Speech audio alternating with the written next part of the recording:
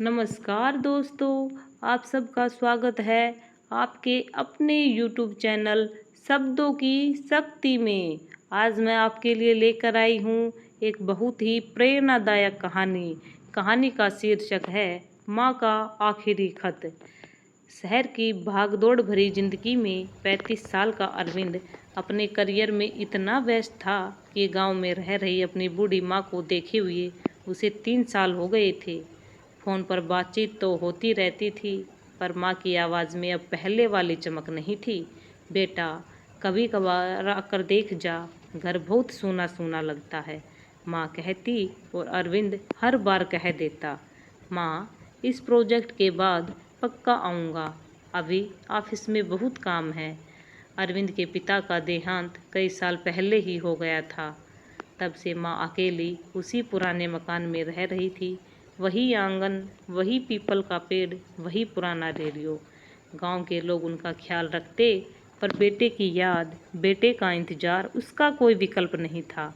माँ अक्सर पुराने बक्से से अरविंद के बचपन की चीज़ें निकाल कर देखती।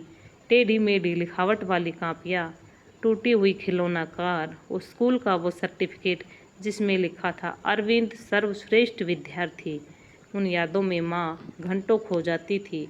एक दिन माँ ने डाकिए को बुलाकर एक खत भेजा। खत में सिर्फ इतना लिखा था, बेटा मुझे अब ज़्यादा दिन नहीं लगते लग रहे, अगर आ सके तो आ जा। तेरे लिए मेरी रसोई में तेरी पसंद की खीर रखी है, तेरी माँ। यह खत शहर पहुंचने में 5 दिन लग गए।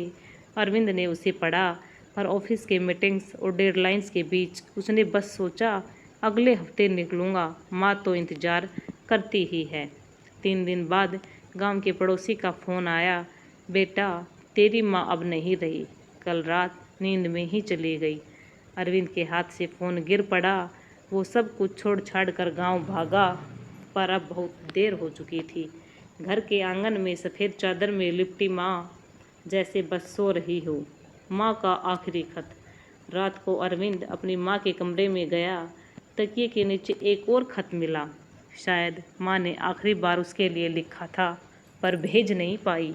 उसमें लिखा था, बेटा अगर तू नहीं आ पाए तो कोई बात नहीं, तेरी तस्वीर मुझे रोज़ देख लेती हूँ, तू खुश रह, यही मेरी दुआ है, तेरी माँ। अरविंद उस खत को सीने से लगाकर फूट फूट कर रो पड़ा। वो समझ गया कि काम, पैसे और सपनों की दौड़ में उसने सबसे बड़ा रिश्ता खो दिया। एक ऐसा रिश्ता जो कभी वापस नहीं आएगा। सीख।